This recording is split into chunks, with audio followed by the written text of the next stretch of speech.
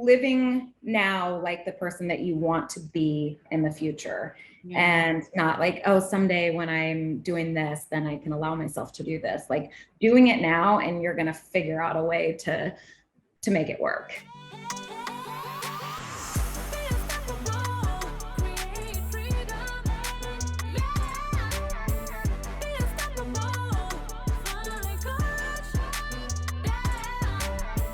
Hello, and welcome to another episode of the Unstoppable Woman podcast. I'm super excited to have you here today, and joining me and my special guest, Amber Gildersleeve, who is a longtime client of mine and real estate agent in Sandpoint, Idaho. I'm super excited to have her on. She is a client spotlight for us, and also represents being unstoppable in your life.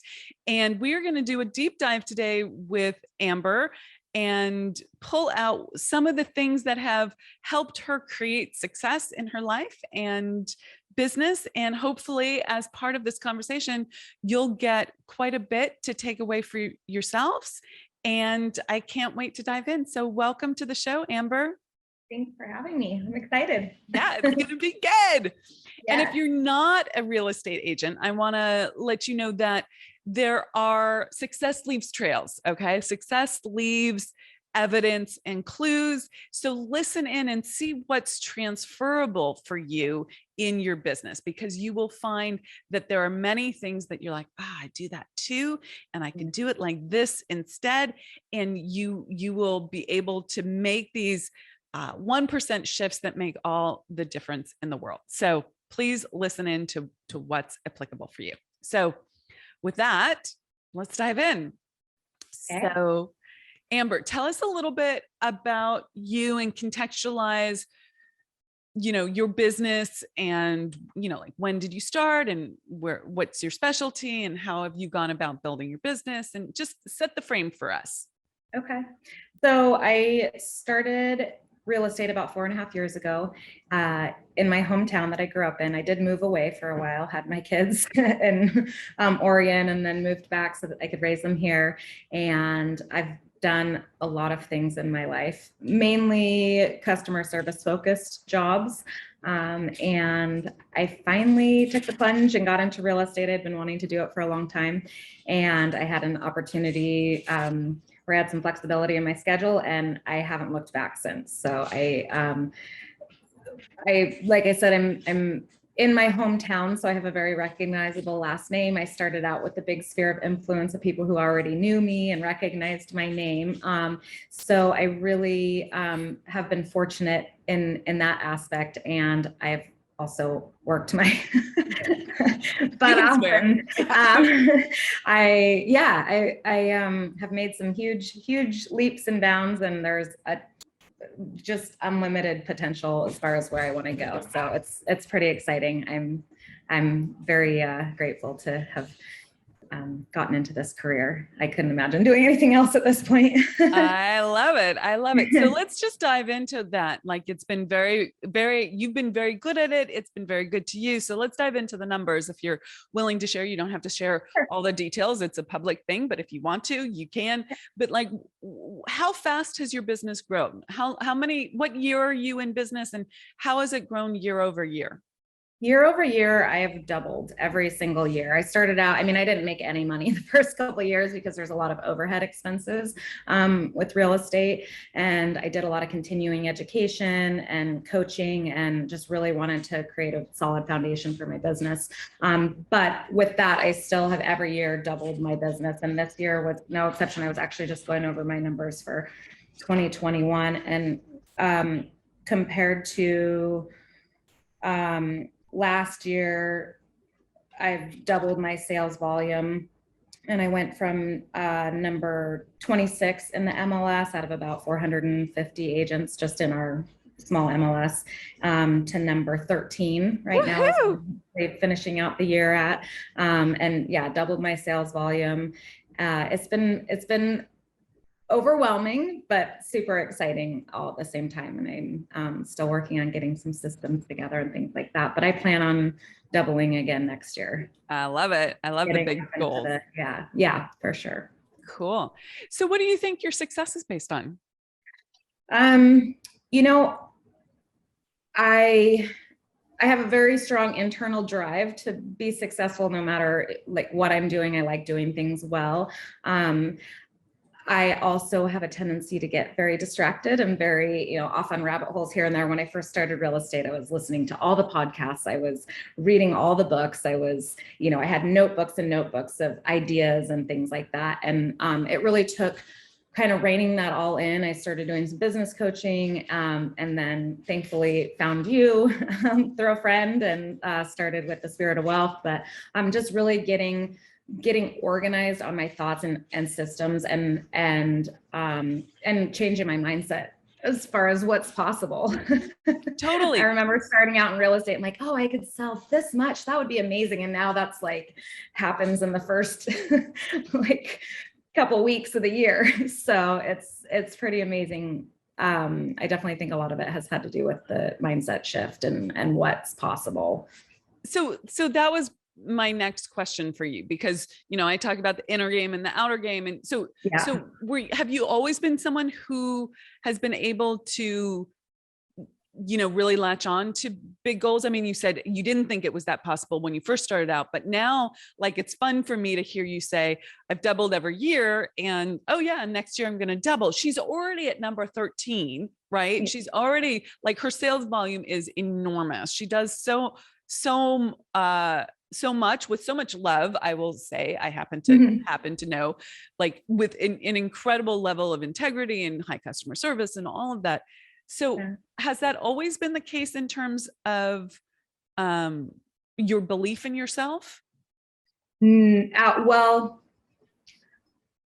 I've done hard things in my life in different areas, as being a mom and other things. So I've jumped through hurdles and have looked back and said, wow, I can't believe I actually did that. So I've had a belief in myself, or have nurtured that belief in myself. But as far as business, I never, it was unfathomable to me even 4 years ago that I could be where I am today. So yeah, I think that's changed. I'm going to add my 2 cents there, because I think that's part of how the process works. At least it was for me. Like, I set a big goal for myself. Well, I said before I set my big goal, right? I set my first level goal. Like, my first level goal was, I want to make 6 figures, right? And and I went for it and I got there. And even after I crossed the 6-figure mark, then I was like, I want to make 7 figures, right? But I did not have 7 figures as even in my frame of reference, or something that I was even like, it just wasn't in my frame of reference, Amber. I was like, that's not even something that I'm going to consider. I had my first level goal, which was great. It was what I needed to achieve. But then once I got to that place, then you start looking for something more, because we're driven by growth and we want more. And so then you see that 7 figures, or whatever your goal is, and you go for that. And now for me, now I see the next level. I'm like, oh, well, what does 8 figures look like? And then, but 8 figures was not in my frame of reference before I crossed 7 figures, or even after I crossed 7 figures initially. But do you see what I'm saying? Like, it just gets bigger and bigger. So I love that. Yep. And I look at agents that are, doing double the sales volume as me, or even triple, and like, there's no reason why I can't do that. Like, now it's just, it's there. Like, the abundance is there. There's no reason why I can't be at that level. So yeah. Absolutely. And that's a new perception of yourself, a new self-image. Yes. Yeah, absolutely. Yes. Yeah. Cool. Very cool. So how do you balance, because success is not just, okay, I'm going to think pretty thoughts, right? Right. It's not just, and I mock myself a little bit, and the whole sort of inner game world, but it's more than just thinking pretty thoughts. How do you balance the deep work, not just the pretty thought work, but the deep work on the inside that's required with the tactical and the strategic that you do? Because I think you're a good representation of really putting energy into both. Yeah, it's so important. I mean, and that's what really attracted me to you and your program, because it's really a holistic viewpoint. I mean, you can't have the outer game without the inner game, and it just isn't possible. So it's something I continually circle back around to, and when there's a challenge, whatever it is, with a client, with another agent, with whatever, it's there are so many tools that I've acquired to kind of step back and reevaluate what's happening, and then just try to reevaluate it from a different perspective. The laws, all the universal laws, are such a huge part of that. And I feel like I've barely scratched the surface with that, but just replaying those and applying them to the situations has been super helpful. So let's talk about that in particular, because I think, that's one of the things that the lens through which I teach and coach Absolutely. much of the time. So you've just finished your second year of the Spirit of Wealth, and you're going into your third year. And for anyone who's listening who doesn't know what the Spirit of Wealth is, it's our high level mastermind that really is a deep dive into changing your self-image and your identity and being accountable to doing what you need to do to grow your business and scale your business. So it's a mastermind and masterclass. I won't go into a ton of detail about it, but if you're interested, there's go to our podcast page and you can find out how to book a call with us, and we'll happily have that conversation with you. And Amber has been in it for 2 years, and you've signed up for year 3 in it, which is exciting for me. And you've signed up for Paris, which is also, I know. Were you just going to say that? Excited about that. Yes. Yeah, totally. If you want to know about Paris, tell us too. We're going to Paris in the springtime. So my point in bringing all that up is this question of like the laws. How did you start using them in year 1 versus year 2? Like, what changed for you in those 2 years? Well, one specific example that I can think of is the law of attraction. And when I was first in business in real estate, I felt like I was always kind of scrambling, or like I would just take any business that came my way. And I was really fortunate, and I did work with some amazing clients, and there were some very challenging sales and clients in the process. But I really worked hard on just being what I wanted to attract, what kind of a client I wanted to work with. And,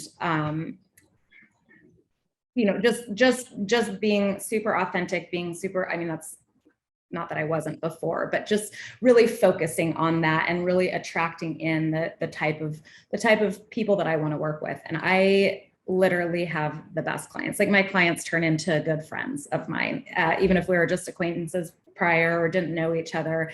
I truly enjoy so much building those relationships and working for people that are so appreciative and say thank you at the end of every email or text message, or so I think that, just for one example, has been a huge shift in my business, where I'm not available for clients that aren't putting out that type of energy. And of course, there's always roller coasters, and selling real estate is really emotional.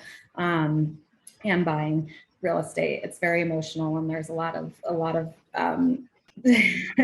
different things that go into it. But I think that's probably, well, that's just one example, I guess, that stands out as far as the laws. Yeah. And actually that same type of energy. And what's the other one? The energy one. I don't know. They're all about energy. The law of vibration, I think, is what you're talking about. Yeah, the law of vibration. That's it. Yeah, because the law of attraction is a subsidiary law to the law of vibration. And so, yeah, absolutely. So, and do you think between year 1 and year 2, was that just a difference in terms of dialing it in for you, like going deeper with that, or how did it? Just having more awareness of it. So year 1 to year 2 is mostly about levels of awareness and bringing it into more aspects of your life. So, okay, that's great. Mhm.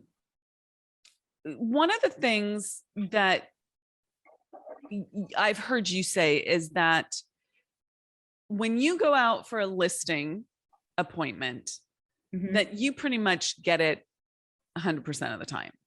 Most, yeah. Yeah, there with Quite a rare few exceptions. exceptions. Okay. Yes.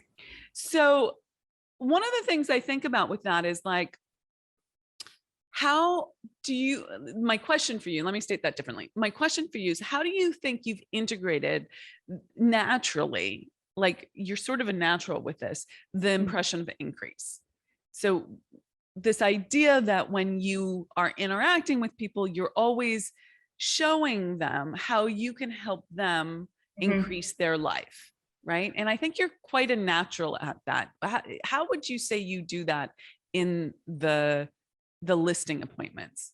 Yeah, so I think that ties back to another mindset shift that I had, because when I first started real estate, I was like, I don't want to be salesy. Like, it just made me cringe thinking about, oh, if you know anybody that wants to buy or sell real estate, please, whatever. Like, Yeah. I just didn't want to be salesy. I really wanted to just be super authentic and be helping people. And I was able to, with coaching, and I did your sales intensive, which was amazing. I was able to change my mindset that I'm not trying to sell somebody something that they don't need. Like, when I go on a listing appointment, I truly 100% believe that I can give them the best service of any other agent in this area listing their house for sale.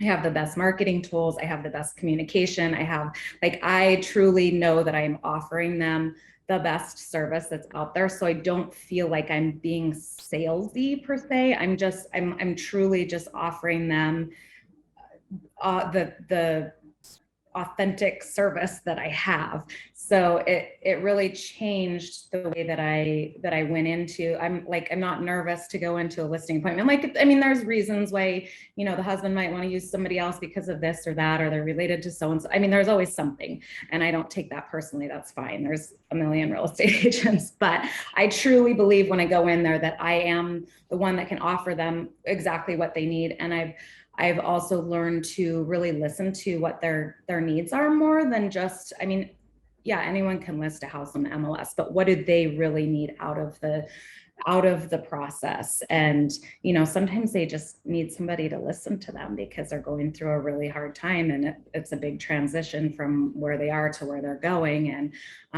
it's not really about what kind of marketing I'm going to be doing to sell their property. So I think those have been big, Yeah. big.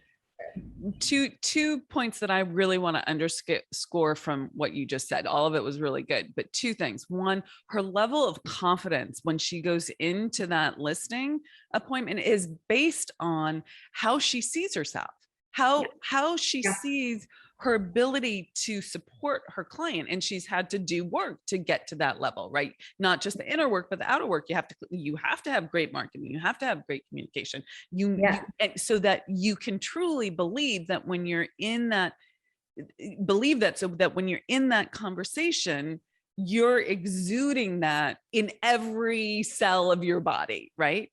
And then it becomes a very authentic conversation, and you don't have to do any fancy. You're selling yourself simply by being yourself, because you have confidence in yourself, you believe in yourself. The Yeah. second thing, the second thing that I heard you say was that you ask a lot of questions and you really listen, which is one of the things that I teach in the sales intensive. Like, if you want to have an effective sales conversation, you can't just come with your own agenda. You can't come round hole square fitting, whatever that expression is, right? Like, you can't force something on someone. And that's how most people approach sales. Like, here's my widget. Do you want it? Right. And that's that comes from nervousness, that comes from anxiety, that comes from being uncomfortable having conversations with people. And instead, you're kind of a natural on the people side of things. And what we did was we just amped that up a little bit and gave you a framework for it so that you just show up and you ask questions and then you answer their question. And that's this listening to the person, huge. It's a under attended to need in our society right now. Yeah, I agree. Yeah.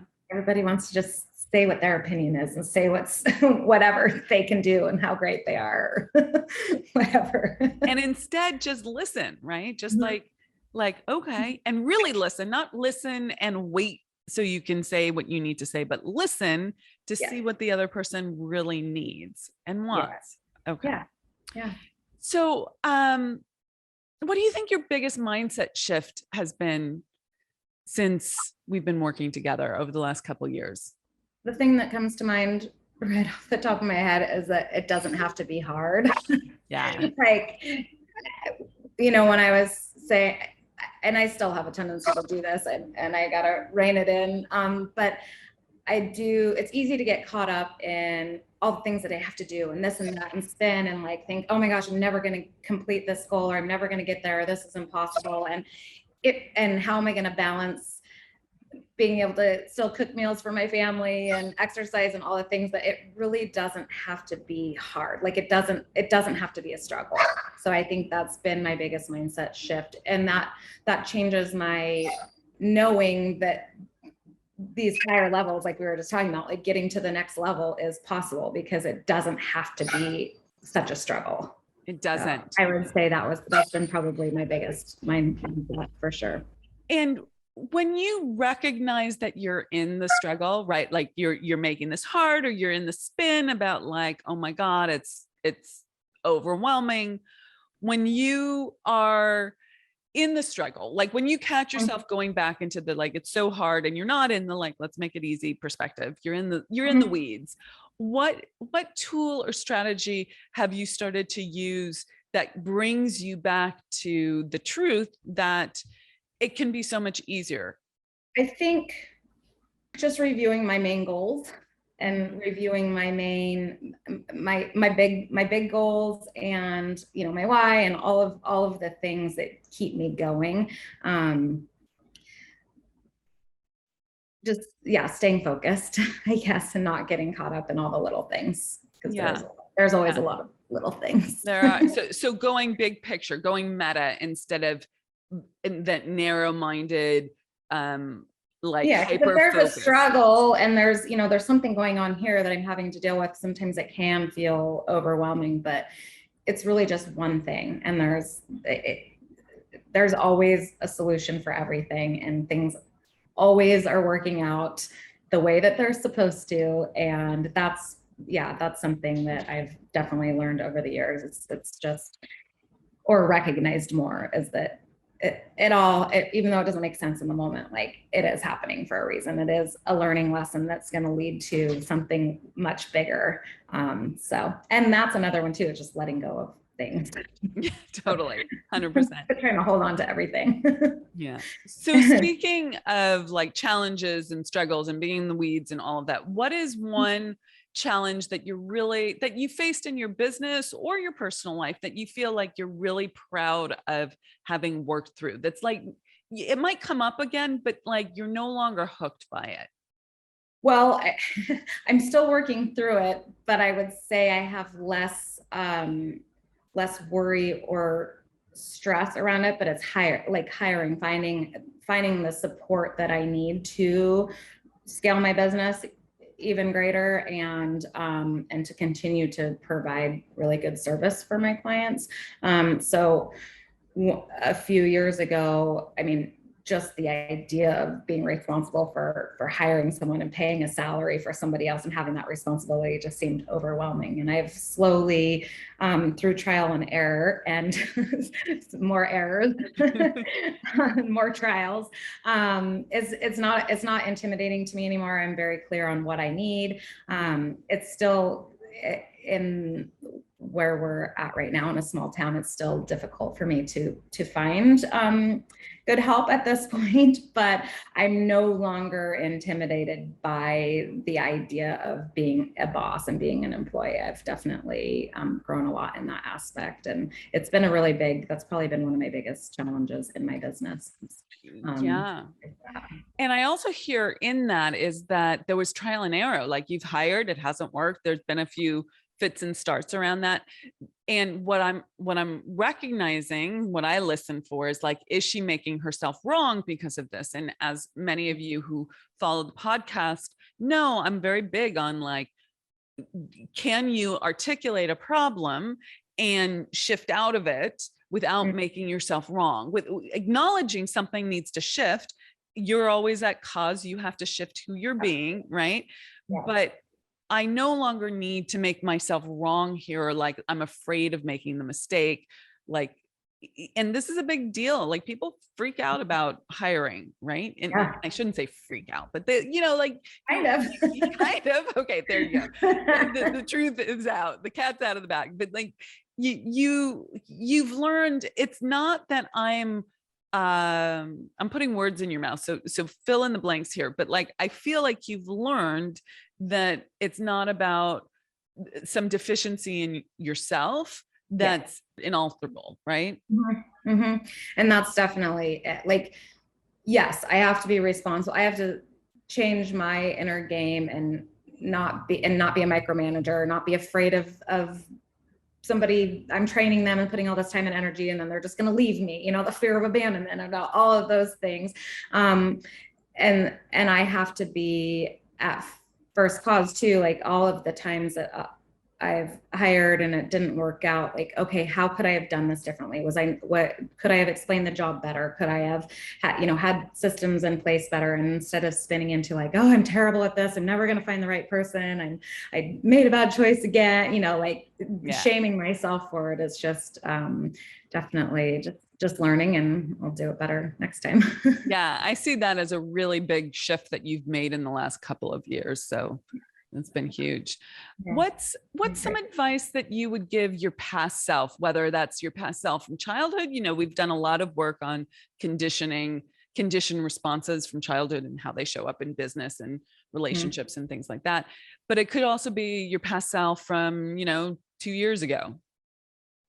I would say more my younger self. And I mean, I have no regrets, because all of just like with learning how to hire somebody, all the things that I've done, they've all been learning lessons. All the jobs that I've had and things like that, they've really made me who I am and made me be able to relate to people, whether it was, being a server at a restaurant or whatever. But I look back at my 20-year-old self or 30-year-old self, and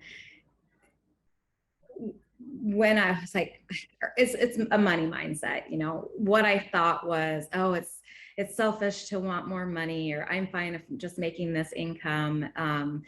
I've really shifted that. And I was just having a conversation with a friend of mine over the weekend about this. Like, money is not an evil thing. You're not like taking money from somebody else because you're earning a lot of money. Like, there is plenty of abundance out there for everybody. And it's freaking fun to make money. And it allows you to like spend quality time with your kids and your family and go on vacations and, be in a comfortable car for your road trip or whatever. Like it's not that. I think that's probably the biggest thing, is just the money mindset. And once that shifts, it's like, there's no turning back. It's fun. It is so fun. I love it. Yeah. I love it. So I would have liked my younger self to, and of course, I mean, it's not too late. It's not like I'm old, but I just, I think about it, I guess, even for my kids, and I try to talk to them about it a lot. They're young adults, and it's like, there's no reason why they can't do anything in the world and make so much money and have so much abundance, and they don't have to just think, oh, I'm going to work for this job for $12 an hour and it's pretty good, I can afford to buy this or that. Like, it's been a huge thing for me. So huge. Yeah. And do you think I didn't grow up like that? Yeah, totally. So a little bit of a self-serving question here, but full transparency on your end in your answer. do you think that shift has come about as a result of being in the spirit of wealth? Yeah, absolutely. Yep. Okay. I did some work on it prior as well, which gave me some tools leading up to it, but yes, 100%. Yeah. Just even, the living now like the person that you want to be in the future. Yeah. And not like, oh, someday when I'm doing this, then I can allow myself to do this. Like doing it now, and you're going to figure out a way to make it work. Yeah, I love that. Very Totally. empowering. You're living it. You are living it. Yeah. Okay. So, what is one actionable thing that you could advise folks to do right now? Is it like be the woman you want, like live it now? Is that your big advice? Like, I swear Amira is not paying me to say this. I would say sign up for the Spirit of Wealth. No. I did not pay her to say this, but thank you. Yeah. Like really coaching. I mean, coaching is huge. Like Olympic athletes have coaches, professional, football players, everybody, no matter how good you are at what you're doing, a coach is there to see things from an outside perspective and see things that there's no way that we could see ourselves with our tunnel vision of, where we're going or what could shift slightly to make huge improvements. Like I would say for sure coaching has been a huge thing, and just seeking as much information about whatever you're doing, just being open to all possibilities and different ways of doing it. And I think the women who listen to this podcast are really growth-minded women, right? They're people who really want to, they're looking to grow how they're thinking and change their perspective. What do you think about, what would you tell people who are afraid to invest in themselves? Because I think that's a big thing. So I know I was terrified in the beginning to invest in my business, and whether it was team or coaching or even my life. I mean, you've heard me tell tons of stories about how I was afraid to get a freaking manicure, right? Because it was $45. Like I had real money beliefs here about what was possible for me. I would say, I mean, I don't know how else to say it other than just do it. Like and it depends. I mean, I don't think people should just I think you should do your research and make sure that whoever you're investing in or whatever program you're investing in for yourself really aligns with your core values and what it gets something like exciting inside of you. I don't think you should just buy every $500 program on the internet or whatever. But if there is that connection and there's that, whatever resonates with you, I would say just trust, even though it's freaking scary. I mean, I've had lots of moments like, oh no, I can't do this. This is like, and it's, oh my gosh, I just spent so much money on that, but it comes back in so many more ways and so much. And your business, I mean, it's not magic, right? It's not like you just invest in yourself or invest in the thing and your business doubles. But there is, if you are someone who's willing to do the work, your business has doubled year over year, multiple years in a row. And there's no sign of it stopping in sight, right? It's still going. Okay. So before I ask my last question, where can people find you if they want to find out more about hiring you as a real estate agent, or just checking you out because they think you're amazing? Where can they find you? I'm at, my Instagram handle is just Amber Gildersleeve. I'm with Northwest Realty Group in Sandpoint, Idaho. We're just a small resort town, big ski resort, big lake, way up close to the Canadian border. I also have a website that's being worked on, so it will be up and running soon, but it's sandpointlifestyle.com. So, I love it. And so many of your clients are people who are moving to Sandpoint because they want a different standard of living, right? They're moving from California, and various other locales. Yeah. So if you're moving, Amber's there's been a huge mindset of overall of people where they want to spend their time, where they want to have their family, and being in the mountains and the fresh air and by the lake. And so many people can work remotely now that we've we've been very discovered. I love it. As I far love as it. a little slice of paradise to live in. Yeah. I got to get to Sandpoint at some point. Yes, you should. Yeah. Gonna We should go. have our next retreat here. Oh, that would be fun. Oh, I'm gonna look into that. That might be good. Okay. My last question for you, Amber, is what makes you an unstoppable woman? I think vulnerability, Mm. just being able to like really look inside and refocus on myself, and being willing to make mistakes and learn and grow. And yeah, just being vulnerable, I think, is really something that allows me to be open, and allows other people to be the same, gives them that comfort to do the same. I love that. I think that is so true. When you're vulnerable and open, you're open to receiving. You know, that's the masculine and the feminine.